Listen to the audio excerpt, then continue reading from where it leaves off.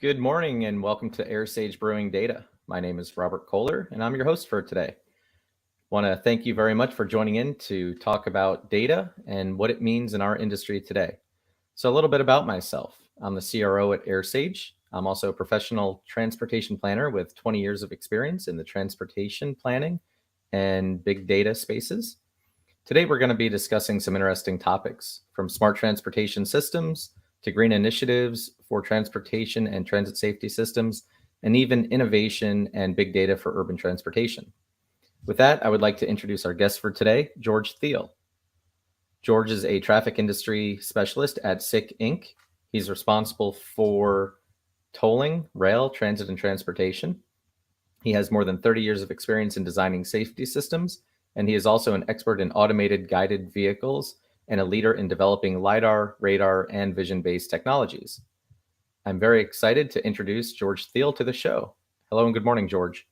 Good morning, Robert. Thanks for putting up with my little technical difficulty. Hey, no problem at all.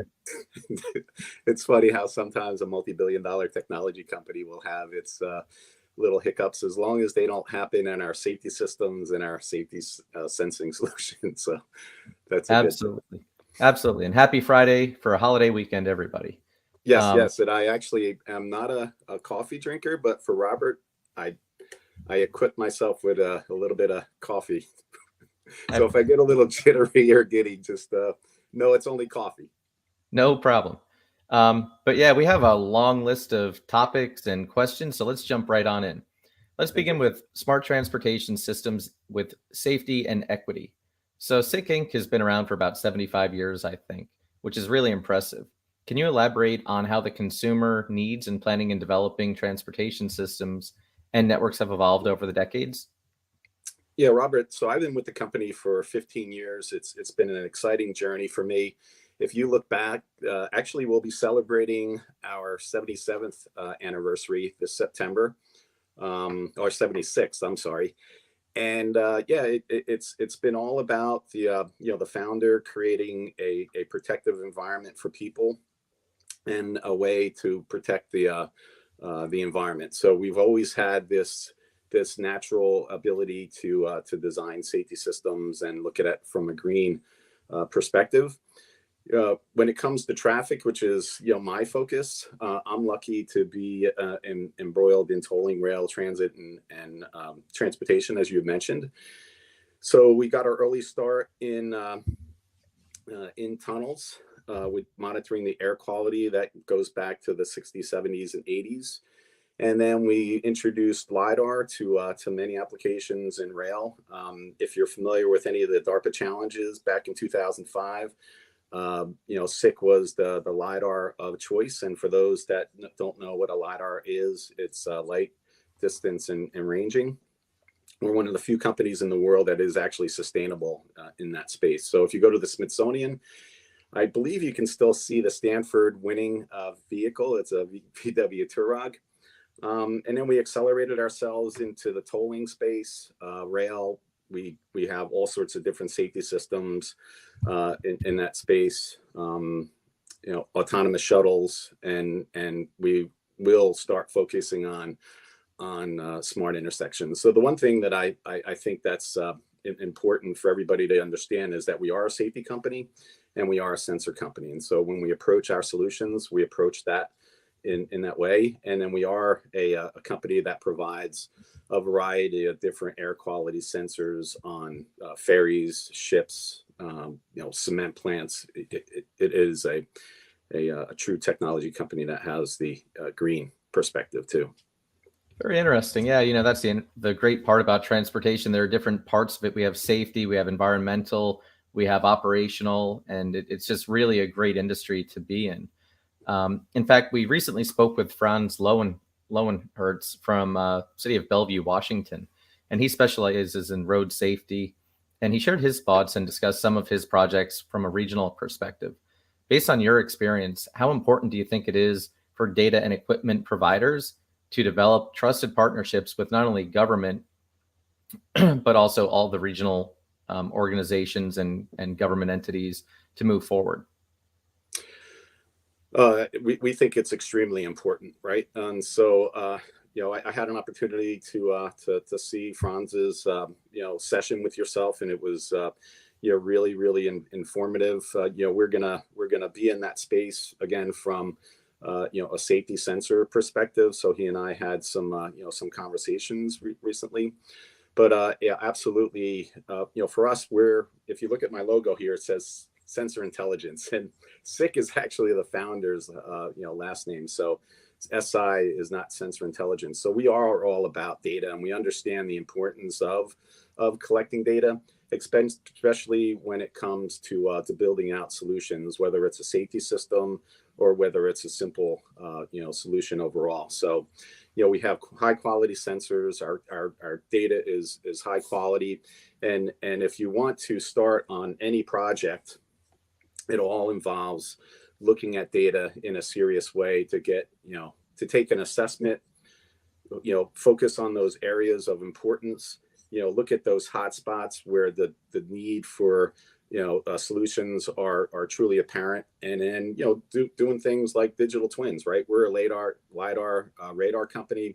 We're a camera company with not only 2D, 3D, stereo, time of flight. So big data, all sorts of data, and a variety of data is important for us when we're looking at the objects that we're looking to detect, objects that we're looking to classify, and the environments that those objects are within. So it's extremely important. Great. Now, the next topic is a very hot topic, very timely. Unfortunately, it also pretty much divides our industry. It's regarding traffic safety and traffic deaths.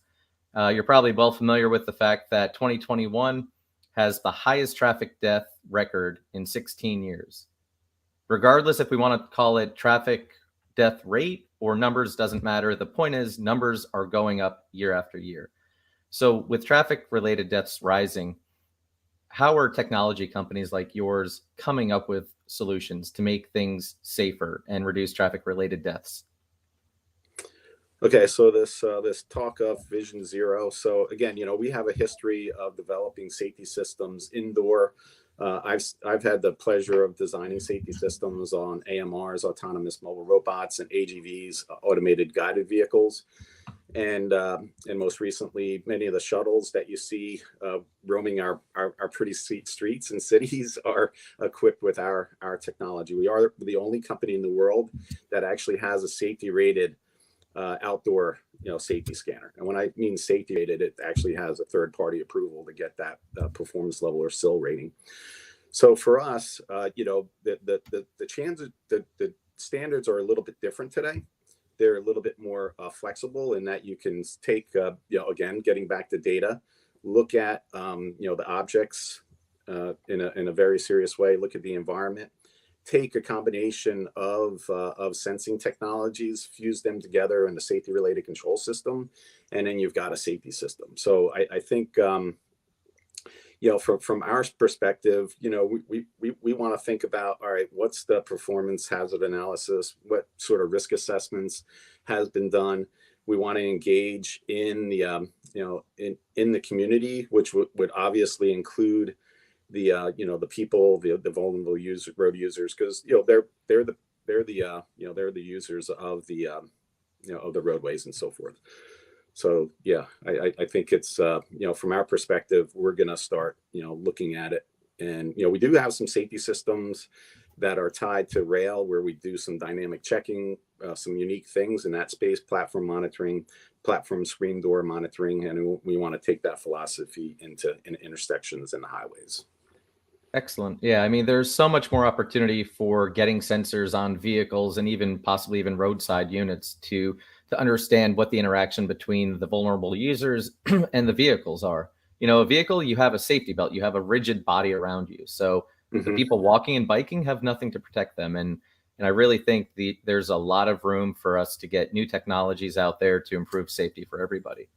Yes. But let's shift focus into environmental and sustainability, green initiatives for transportation and transit safety systems. What do you think public and private sectors can do to promote green technologies for sustainable and equitable transportation solutions? There's a lot, right? You and I know that there's quite a bit to do. I would think that one of the unique things, well, the reality is SICK has always been committed to our infrastructure being the younger engineers and scientists, right? And so we feel that, or I personally feel, making an investment in that collateral and those people has been something that we've been doing a long time. So, just as an example, we participate in STEM events all over the country. We have an upcoming connected autonomous vehicle event with the University of Minnesota, where we'll go in and talk, have a hands-on demonstration of our technology, all the way down to the core components and remissions and reflectivity, so that they have a real good understanding of the technology and then in a system. So I think it's important to spend more time, and these are actually high school students, right? And so it's a great feeling to be with them when you're talking this sort of stuff. Yeah, definitely. And I know I'm appreciative when people go out and work with either the youth or college level, excuse me, students trying to get into the industry, trying to pique their interest and see what they might want to go into and explore. And I think it's really great when we get that dialogue, because it's one thing to learn in a classroom, but it's another to find from an industry practitioner what the reality is, what's going on in the streets, no pun intended. And I definitely appreciate you doing that, because it'll help bring people up into our field. What role do you think that big data plays in working towards the goal of sustainable and equitable transportation in the future? I stand committed to, without data, we can't take the first steps and understand what sort of approaches we need to take and possibly, how we're going to fund them. Right. And so, again, going back to us, we have, a lot of experience in designing systems, from airports to logistics and manufacturing plants. Yeah, I've seen a lot of good things. But I think if you're going to approach, a Vision Zero, for example, you have to spend the time and the effort in collecting the data, so that you can understand where you're going to start. Those major intersections that are, the most hazardous or near hits or whatever, create those hotspots. And I think that's important. Yeah, and that's actually one of my favorite newer technologies. I've conducted many studies myself on safety, looking at traffic crashes, how many hits and collisions were there. But what you don't know from that stack of papers, or now digital file, how many did not occur, and what is the occurrence rate of that. And that's where these new technologies and AI can really come in, and even video monitoring, where people can go back and look real time, I guess, Yes. after the fact, but still definitely helps out. Yeah, for us, when we qualify a system, right, we're putting our systems into an environment. And so, with AI, like you mentioned, machine learning and deep learning, and the ability to fuse not only sensor data, but other applications like weather and so forth, you can see how that all this data can influence the overall outcome. And so if you, what you don't want to do, and again, I'll repeat this again, we have this strong history of designing safety systems. You don't want to leave somebody or people with the false sense of security, right? So if I walk out on a balcony and I see the railing there, I always do a double check. There are all the bolts in place, right? And so you definitely want to collect all the data, so that you're making conscientious. I've been in situations where there have been gaps in large systems, and I get a phone call, and the head of engineering for Yokohama Tires, for example, right? They come back to me and they say, hey, listen, we have this one area that we didn't think of, and we have to safeguard it. So data gives you an opportunity to close those gaps. And if there are any, you can quickly close them. Definitely. Can you tell us about one of your most memorable experiences that developed and implemented both green solutions and smart technology? Sure. So we have quite a few, right? We've got some new air quality, particulate matter solutions. I think one of the things that's actually keeping me quite busy now in response to COVID. I live in New Jersey. Our two main highways are tolled, and this move to contactless payment all over the industry, right? So as you talk about smart mobility, you talk about mobility as a service, there's this contactless. So the reality is most of our vehicles are still fossil fuel vehicles, right? The reality is that you want to keep those vehicles moving. And so there's been an enormous trend to eliminate in-road sensing technologies so that and move everything up in the gantry, right? At one day, that business will probably evaporate for us, and it'll, be road usage charge and things like that.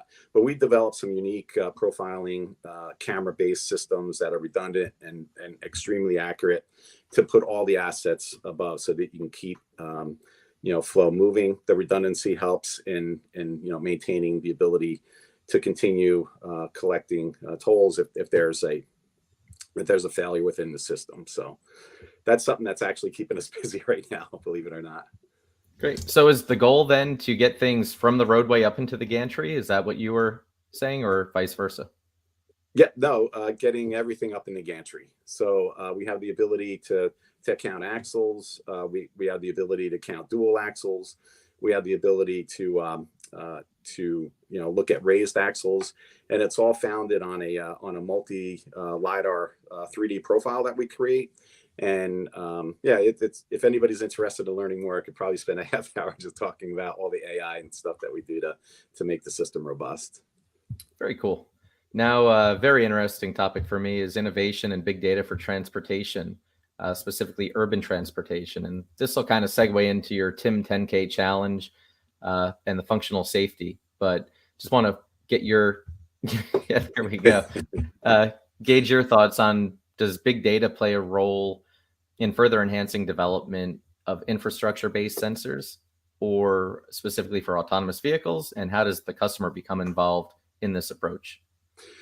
So, great question. So for us, we've been developing sensing solution innovations for a good long time, and I would say we've always been, at the forefront, for the most part.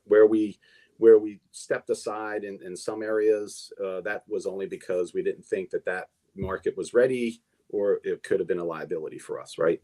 And so I think as we developed as a company, our technologies will continue to grow or improve or whatever. But I think it's the systems that will ultimately, be more and more impactful in today's society. And that, again, is where big data, comes in, going back to what we talked about earlier, and even as a company. But I think a lot of the innovations are coming out of these colleges. And you had mentioned the TIM 10K. This is a small little LiDAR, one of the smallest in the world. We sell quite a few of these. But what we've done is we spend a lot of time, obviously, with the universities that are in the autonomous vehicle space. And we offer this 10K challenge. I think over 100 universities and colleges all over the country participated in it. They take one of our technologies, they create a business case, and it's not just applying the LiDAR and making it work. They actually have to present a business case, which includes marketing, a YouTube video. They present it to our CEO that's been in the business for a really long time. And it's just great. So we've seen the companies, I'll just name one company, Civil AI. They started out with applying our LiDAR, looking at the road surfaces, and now they got private funding. They're making investments, growing, and they actually have a lot of civil engineering companies mapping, creating digital twins and so forth. So I think that's where the innovations are going to come. Awesome. And we're excited to see it. Yeah. And with digital twins, we can definitely think more about people and what the impacts are. And so if we're looking to provide trusted and reliable safety solutions for everybody's lives, with rising vehicle crashes nationwide and traffic related fatalities over the past few years specifically, Do you think there's a knowledge gap that we have with transportation agencies in understanding the importance of adopting advanced technologies? I think there is always, and I don't think it's really specific to transportation or rail or transit. When we were going into, let's say, the food and beverage market, and educating companies like Coca-Cola or Pepsi or Procter and Gamble, they years ago didn't understand the standards and what was needed to make their employees safe and productive, right? It's not like, you have these signs, billboards that are promoting, the standards and how to achieve safety within those facilities. And I think transportation, transit, rail, it's the same thing. We just got to, keep on talking and engaging with one another, having those open conversations and exploring new possibilities. And our standards have to get caught up, right? So there's a lot of activity in regarding to the autonomous vehicles. And that's all, got to be one. It'll, I'm not saying anything that, will be one connected universe. It's Definitely. And so for me, big data is critical. I present understanding of population movements around urban areas, rural areas, nationwide, region-wide. We use a lot of mobile data, we use connected vehicle data. But how do you think urban and transportation planners can leverage location data to help them plan and build more comprehensive and complete interconnected transportation networks nationwide?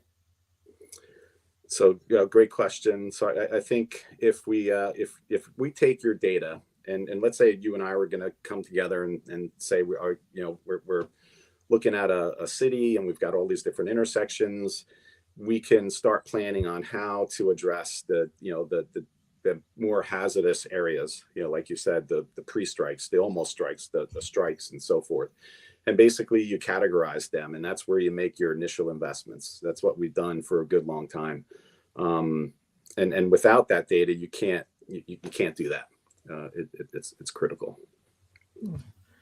Well, this has been quite informative. I'll give you another second to talk about the TIM 10K challenge if you want to give a little plug for that. I think it's a great opportunity for universities all over the place. Yes, Robert, thanks. So anybody that's interested in entering into the 10K challenge, it's a great opportunity for a team of engineers. We provide them with a $10,000 check that's theirs for the taking, and then they get to spend a week in Germany. So Sika is a German company just outside of the Black Forest. They could go and see our automated indoor and outdoor facilities, which is always impressive, and they get to enjoy some really good food and drink. Excellent.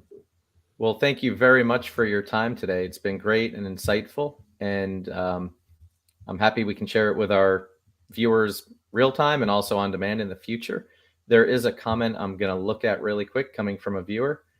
They specifically wanted to know if we can look at what pressure has been placed on major subsystem suppliers, propulsion, HVAC, braking, doors, et cetera, to ensure that data being provided is as relevant as possible.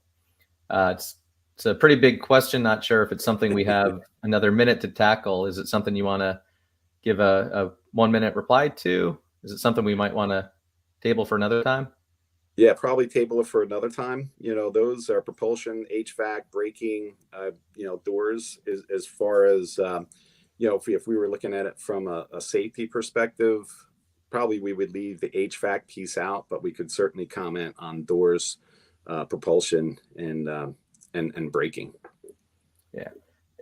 So much out there in the data space, so much out there trying to improve safety, autonomous vehicles, and it's been great learning a lot more today. And I want to thank you very much for joining our show today. But before we leave, I want to say I hope everybody can join us next week when we have David Strauss on the show. Thanks, Robert. Thanks again. David is the executive director of the Association for Commuter Transportation. He has more than 20 years of experience in leadership in transportation demand management industry, and he's responsible for leading the efforts to help advance careers of TDM professionals, strengthen TDM programs, and also advocate for effective TDM policies.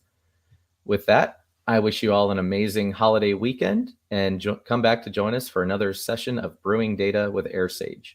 Thanks.